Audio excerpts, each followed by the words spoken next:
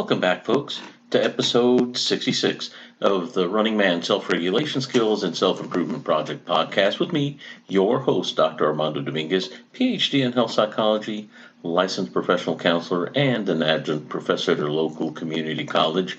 What we're going to be discussing today has to do with honesty, dishonesty, or amygdala, fear, boundaries, and habituation. And all those things may sound like a lot, but they're actually very closely tied together. And we will start with the idea of honesty and dishonesty and how it physiologically impacts our body and how we go about doing our days and what actually encourages us to be dishonest, to make us more apt to lie or do something that is against our ethical or moral principle.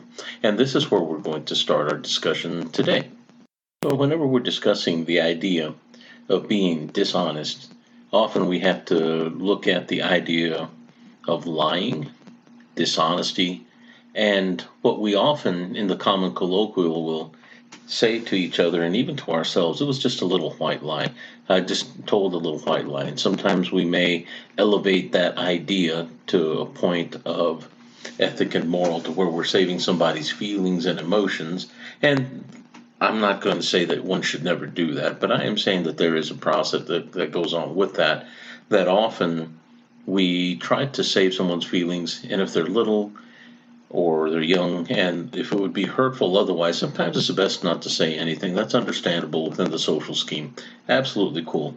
But what we're pointing out today is the dynamic thing that occurs within us at the brain level, the physiological level that's actually been measured by fMRI, whenever we are being dishonest and whenever we're more apt to be dishonest because we do things that may be dishonest with a frequency above once, then we have a practice effect.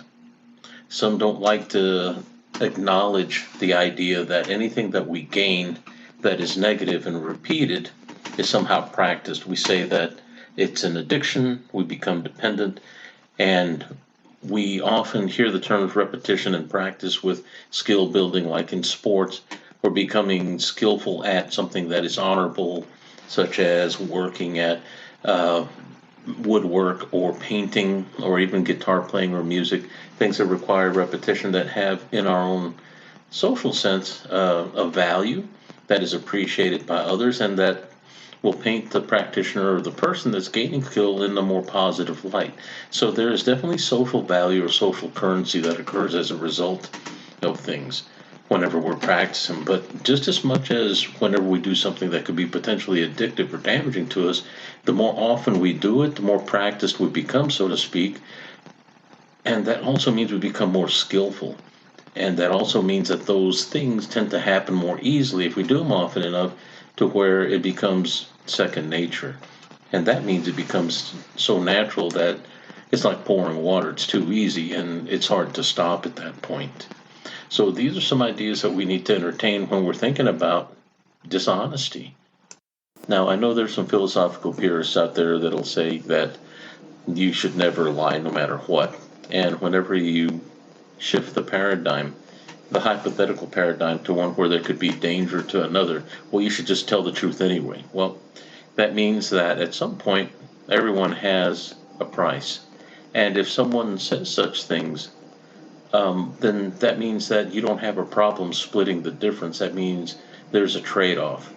There are certain things in our lives that we cannot trade off. Now, if you want to get a little more deeply into this idea, the author Chris Voss, former FBI negotiator, wrote the book Never Split the Difference, and tell you what, driving the point home. The audiobook's incredible, by the way. And whenever we think about splitting the difference in the business deal, that means some money goes left, some money goes right.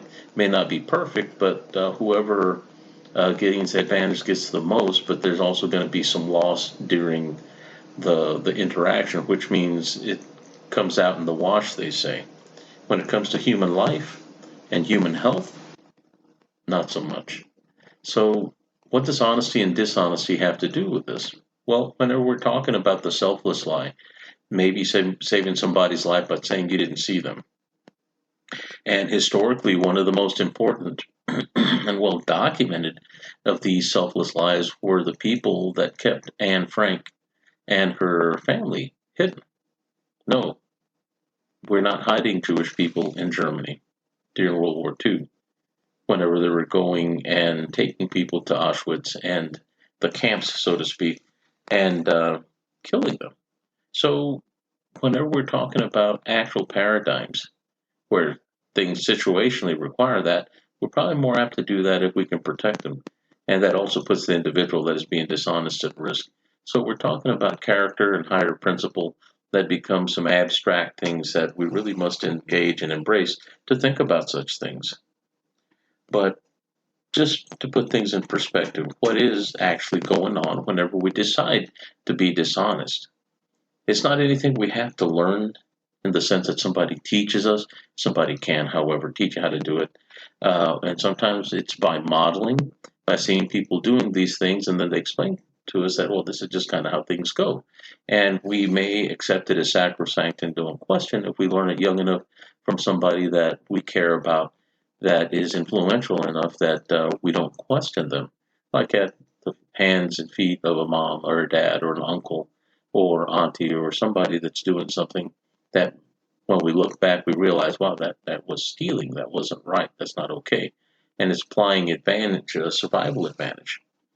But whenever we were cave people a long time ago, and whenever you see even simpler creatures such as chimpanzees and other little animals that are not necessarily simian, but rather instead of these little proto-human types, we're looking at creatures that have a survival advantage by stowing and stashing things away. Nature teaches us to be dishonest, and it's called camouflage. Camouflage increases survival. Camouflage means you don't look like what you really are, and it gives you an opportunity to be not eaten. That's a good thing. Let's not be on the menu. And even at the insect level, we see this. One of the things that I saw that was absolutely incredibly fascinating was a little jumping spider. And the Saltidae class of little hairy spiders that look like miniature tarantulas, they don't grow very large, but they're known for jumping. Saltad in Spanish means to jump for those that are not speaking. Folks out there Spanish speaking, but those that speak Latin or read Latin understand that Saltidae is the group. But the reason I make this point is that I remember becoming fascinated by this one little spider. And there was also a group of other insects, that's an arachnid, by the way, insects that were moths, and they actually had what would look like misshapen wings, but they resembled bird feces, little bird droppings. They were the same color and shape for the most part, but they could fly. But this hid them and kept them from being eaten because the birds would not eat their own fecal matter. So therefore, if they looked like the fecal matter, they were less apt to be eaten. So these are some incredible stories about dishonesty, natural occurring dishonesty called camouflage that increases survival. So in the perspective of survival advantage, developing survival advantage, maintaining advantage, meaning you keep more food for yourself, also put yourself in a position where you're less apt to be seen. Sometimes camouflage is a simple thing where it's your coloring by being really still. And whenever the predators go running by you, they run by you because they're really tuned into motion. But whenever you're still, you become kind of uh, part of the environment. Therefore, they have a blind spot in that area. If you're not wiggling and moving and running, then you're harder to see. And they may not have the aptitude to smell you at high speeds or might run by you whenever they're really trying to track you. And predators with their eyes set usually see color and depth, but aren't really good at catching motion at high speed. And those are things that are very similar to what we do. So, what does this have to do with lying and dishonesty? In the social sense, as human beings, as people that interact, whenever we experience dishonesty, we tend to get a little upset whenever it's directed at us or something says something about us that is not necessarily true because we have bad feelings as a result of our image, our self image being damaged, but also what we would perceive as the image that people hold of us, how they see us, what they believe us to be. Mind you, I'm saying belief with emphasis in quotes because we're going to get back to the belief quality as well, but also realizing that may or may not impact how we interact or if we're accepted. Whereas a long time ago, if we were cave people and we were hunter-gatherers or even running around doing a nomadic lifestyle, and you get kicked out of the tribe because somebody finds you unpopular and someone says you don't smell good, and second, that they might even say that you're eating too much or maybe you're not doing enough, and if people believe it, if they get on the bandwagon because of influence, then your survivability just went down. Now you're feed for the coyotes. You're feed for the jackals if you're out in the Middle East. You're feed for the lions if you're out in Africa. That is not a good thing. So we do have some inherent biases towards not being accepted. And we want to be accepted, and sometimes that even includes making ourselves appear as if we're more than, better than, or actually are the things that we're saying, even though maybe we're not. So social camouflage exists. So is a lie social camouflage. It can be. A lie can also be a weapon and damaging to someone else's not only reputation, but their physicality. Because if you say something that may be dishonest to somebody that may be easily swayed or influenced, and yet they get emotional and physically act out as a result, it could be very dangerous. People could die as a result of that. So now that we've put things in context as far as the social aspect and how far it goes into the animal kingdom, and it goes much further, of course, but this is just a snippet, just a quick bird's eye view, and also making a bridge so that we can make the jump into, well, what actually happens when we as people, as human beings, are dishonest. According to the fMRI imaging that we've done in many studies, we realize that whenever we're saying things that are dishonest, we initially, at the very first part, we do have an apprehension to being dishonest if we have ethics and morals or taboos against such things. There are some things that make us feel fear because whenever we were conditioned or taught possibly, or maybe even saw and emulated as a result of social learning by observation, vicarious learning like Bandura talked about, we may have picked up on the idea and figured out that, oh, this is bad. We can't do that. That's not allowed. We start seeing that there are certain behaviors that are taboo, certain things that are against our social mores, that are against the folk ways within smaller related groups that aren't accepted, like if you were in Appalachia versus South Texas versus out on the West Coast near California and Oregon. We all have different folk ways that are observed that are kind of cultural, but they're definitely faux pas if you do them, not necessarily absolute no-nos, but then there may be certain things that are just absolute no. And we have to recognize those things, and there is a quality of fear that goes with them. Now, the fMRI realized for us, when we were actually imaged, and we realize as a result of the imaging that our amygdala wakes up whenever we are dishonest. That means that there is a physical, measurable sense of activation in our brain, in the structure in our brain, that says fear. And it implies that maybe we shouldn't do this, and it wakes us up and makes us more aroused to the level of activity or thought process because there is danger here.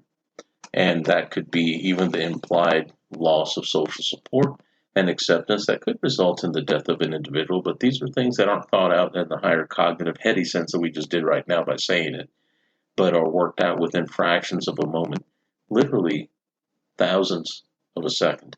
So incredibly fast. So they're very subconscious and pre-verbal. And at that liminal edge, wherever we start seeing our behavior managed, we realize that maybe we don't have quite the amount of free will that we thought because we're being shaped by those things that we may fear and expect and possibly predict in our own minds. And it could still be at the nonverbal, higher thinking level, not higher thinking, but the lower thinking level, the lower brain level that has to do with immediate survival. And that's very important to realize before it ever splits off as a signal to our higher brain, where we have the ethic and moral and guidelines and recognition of such things. The important thing here is to recognize what science has been showing us, and that not only the amygdala grows, but the activation of it as a result of being dishonest and the apprehension that occurs knowing what we're doing intentionally is somehow wrong or not accepted. This is very important. So what happens after we've lied the first time? Let's say we're needing to lie again. Well, we'll describe this in a little bit, but to make the point, they did a study where there were two friends, two females, and in the college they had each of them have pictures of jars with money in them on their computer screens, but they were in separate rooms. They were able to communicate to each other verbally, and I believe it was some electronic communication, but the people that were doing the study were telling each one of them something different. One was shown a very fuzzy picture, so they had to kind of guesstimate how much money was in the jar. The other had a much more clear picture that kind of indicated how much money was in the jar. But the compatriots within the study, the Confederates of the people that were doing the study, would talk to each one of them, tell each one of them this. The first one was told that if she was able to guess how much money was in the jar, she'd be able to get paid pretty well. And the other one was told that if the other person was told how much money was in the, not told how much money, but rather overestimated how much money was in the jar and got the person to overestimate what her reports were as what she thought was in the jar money wise, that she would get paid. But if the girl that was seeing the fuzzy picture was being told correctly and accurately what she got and she got the money, she would get paid the most from either one of them.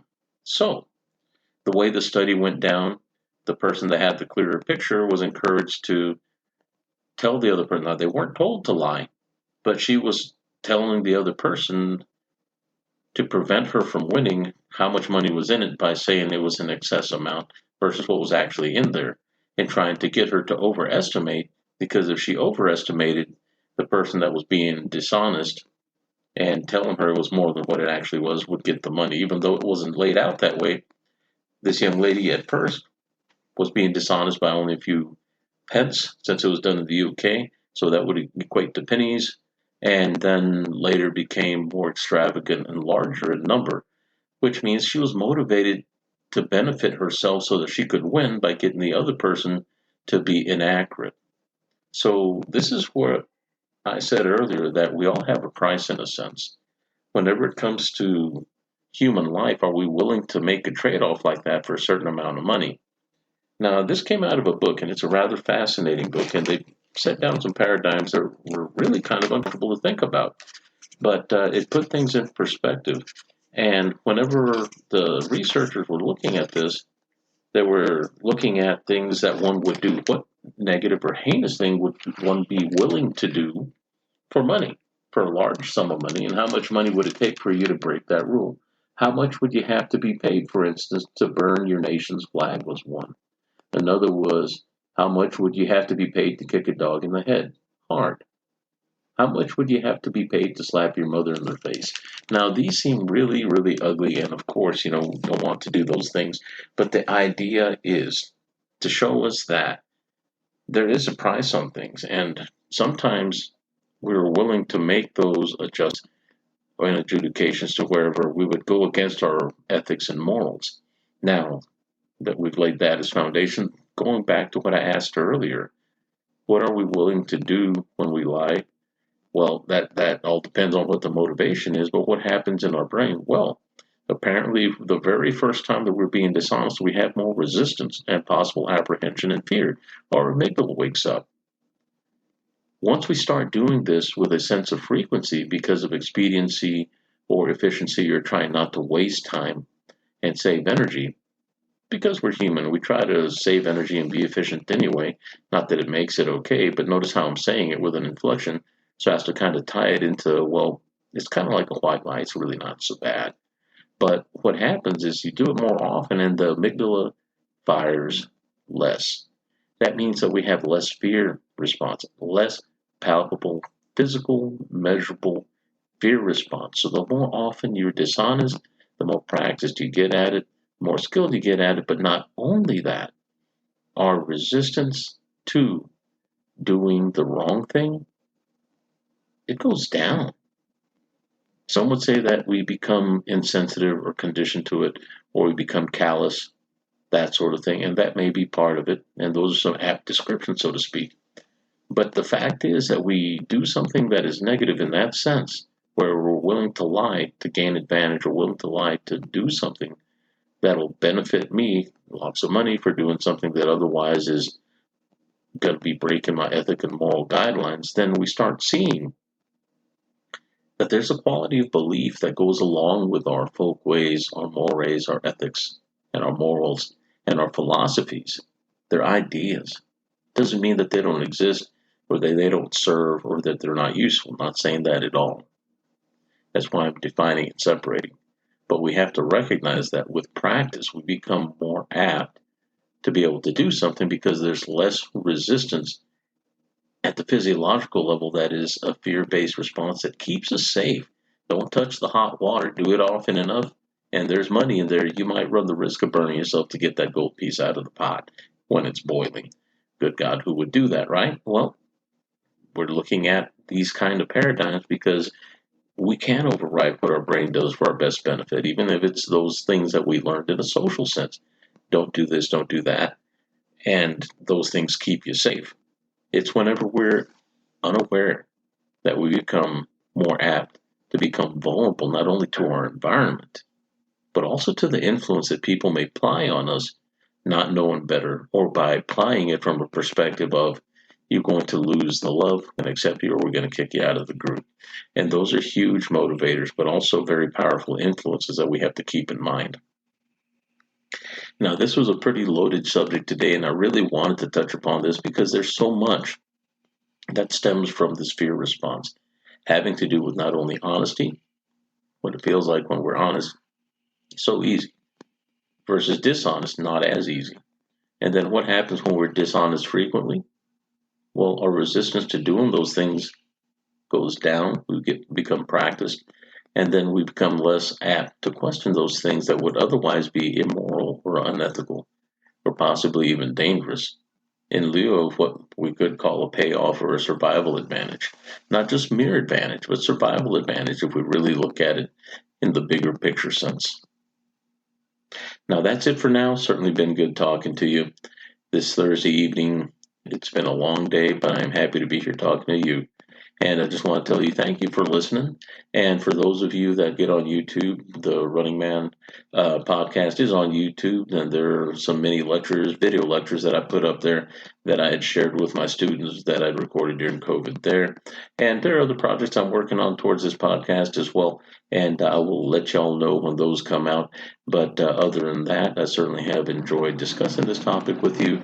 If you have any feedback or just want to reach out and say hello, please do. And send me an email at the Gmail that is runningmangetskillsproject@gmail. And I'd love to hear from you. Certainly look forward to hearing from you. I hope all are well. Take care.